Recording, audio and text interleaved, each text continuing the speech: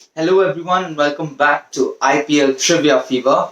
I am Priyadarshan here, your host, and I am here to do a pre-match review of the evening match for today. That is the Mumbai Indians versus the Delhi Capitals. Now, this is going to be a really tough match, I feel, because this is against the team which is currently at the number one spot and the team which is at the number two spot. Now, if we're talking about the points table, the Delhi Capitals have played six matches, out of which they've won five matches and lost only the single match. So they are just coming from consecutive three wins. So it's going to be really difficult to break that momentum of theirs. And whereas if we talk about the Mumbai Indians have also played six matches, out of which they've won four and they've lost two matches. But the same goes for them that their last three matches they have won consecutively.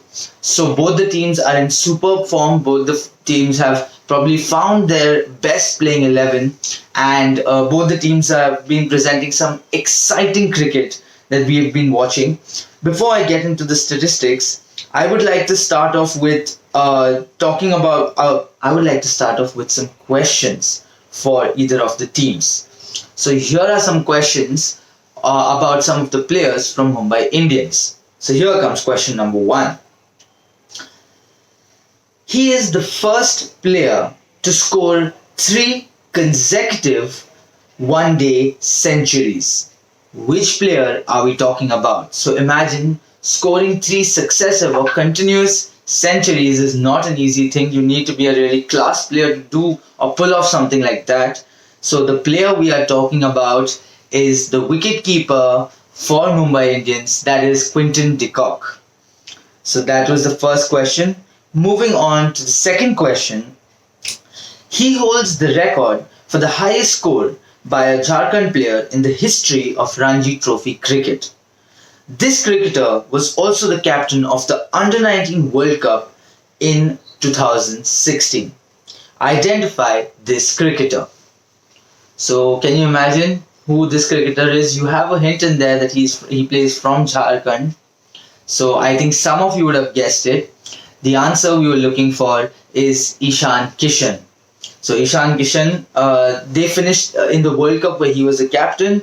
They finished runner-up after losing to West Indies in the finals. But nevertheless, he at least led our team to there, and that's great. And we all have seen him bat. He's a very good player. He looks small, but he's a pocket-sized dynamo, some might say. And now I'm going to ask you two questions about the players from the Delhi Capitals.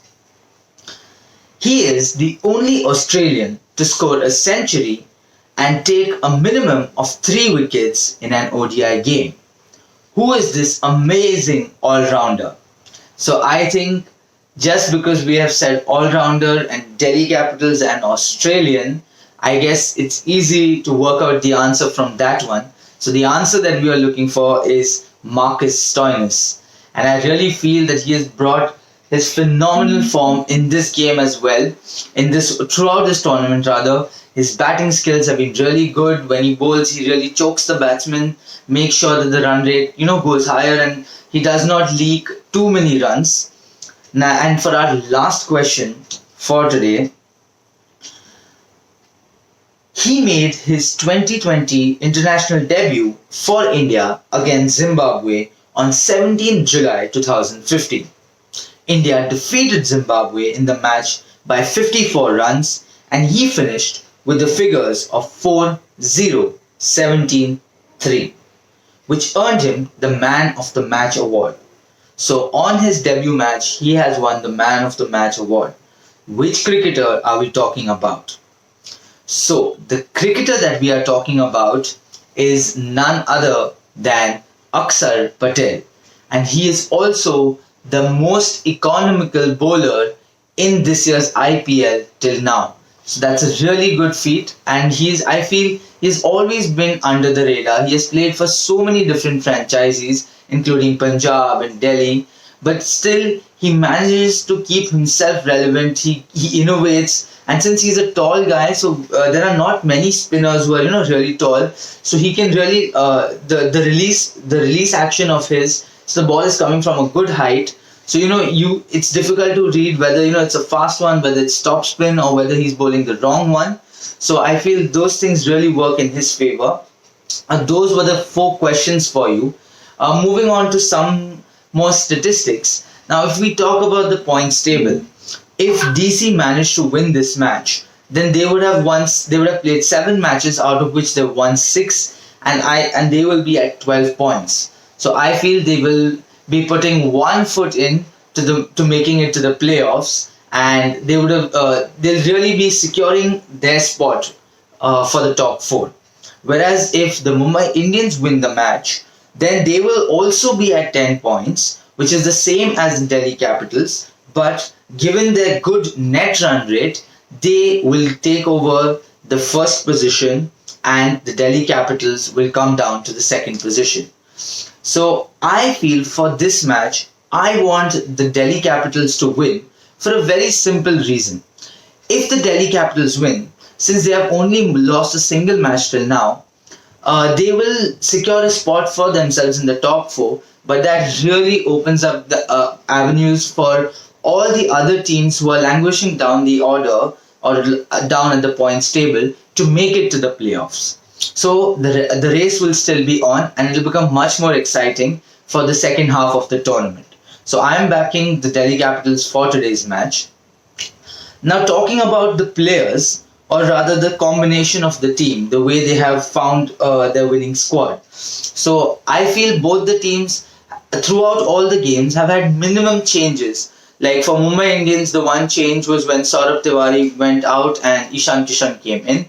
I feel that was a good change for them, because we have seen what Ishan Kishan has done since then. Almost got a century as well. And compared to Saurabh Tiwari, Ishan Kishan is also a better fielder, because by naturally he is a wicket keeper. So he has those quick reflexes. So that was a good change. Rohit Sharma at the top, and Rohit Sharma and Quinton de Kock, it's a very good right and left combination. So no doubt that they lead the way. But it's always been either one of them who's been able to perform in the match. They haven't been able to build a good partnership. Right to the, at least till the power play gets over or something like that. So hope they can get some sort of rhythm going. Surya Kumar Yadav coming in at number 3 is just amazing.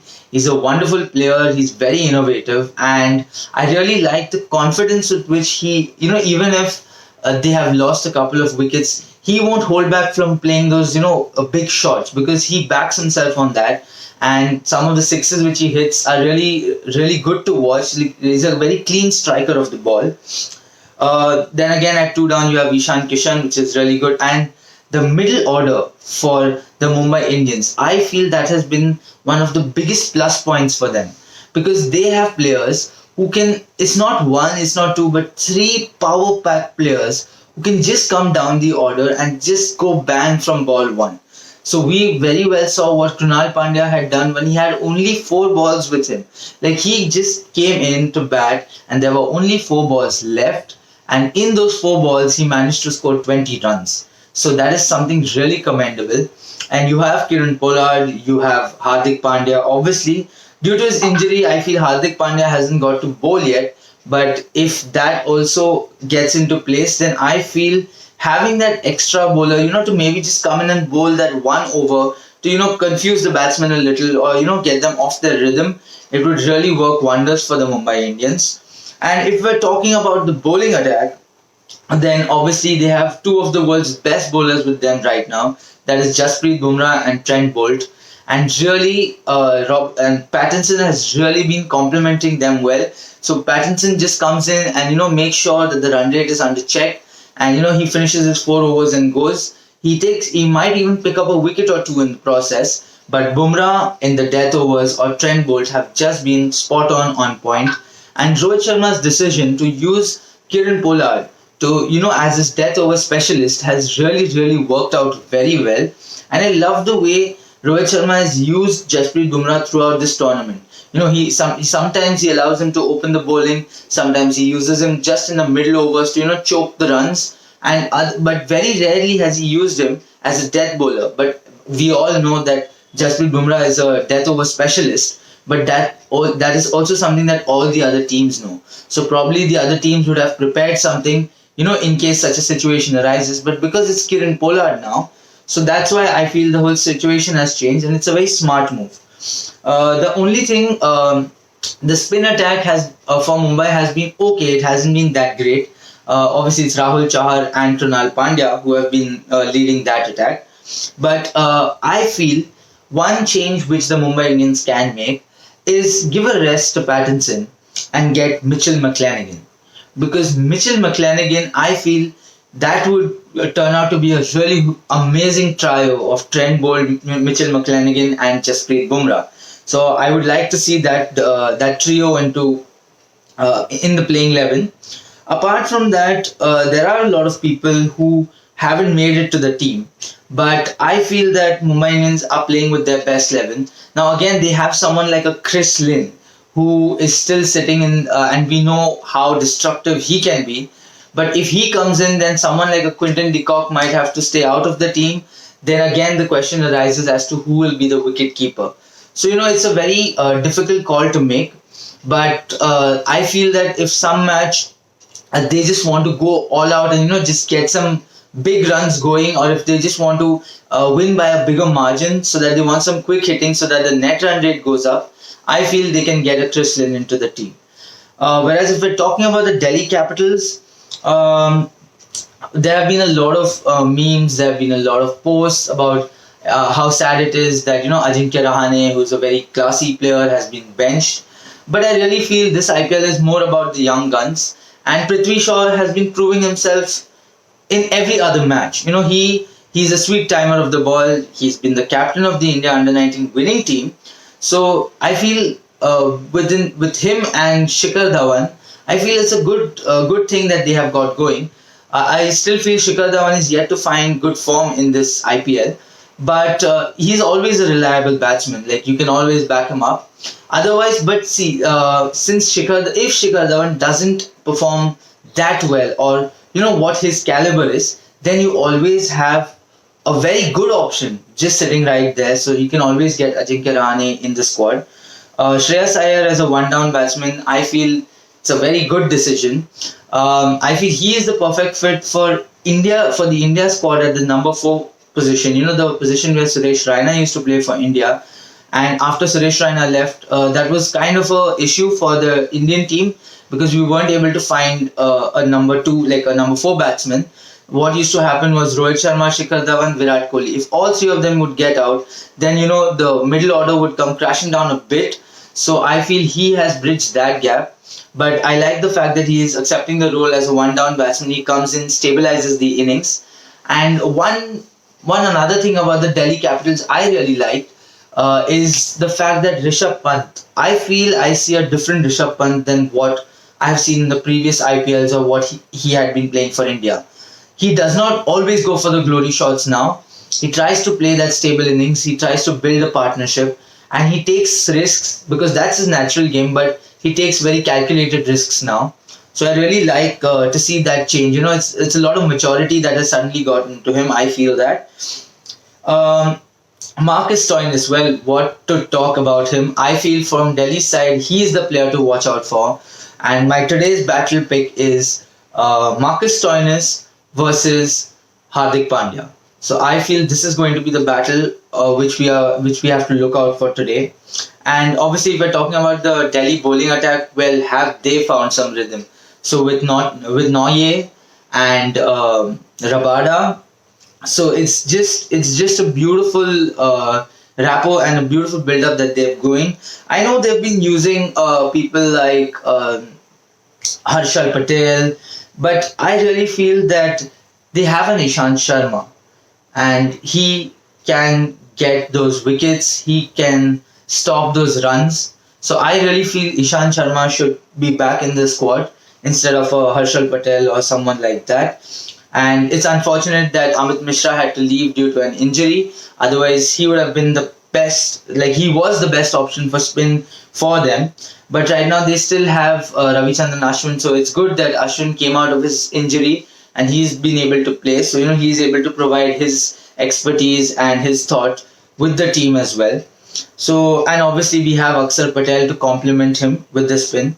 So overall, I feel this is the battle of the nights. These are last year's IPL. It was Mumbai and Chennai. I feel this time the two big guns are the Delhi Capitals and the Mumbai Indians. So they are the teams to beat, and it would really be nice to see how they go neck to neck and how this battle goes and who emerges victorious on top.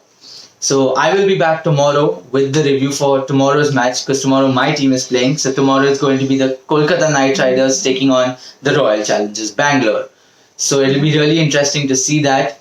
And let's see how today's match goes. So all the best to you fans. I'll see you tomorrow, and cheers.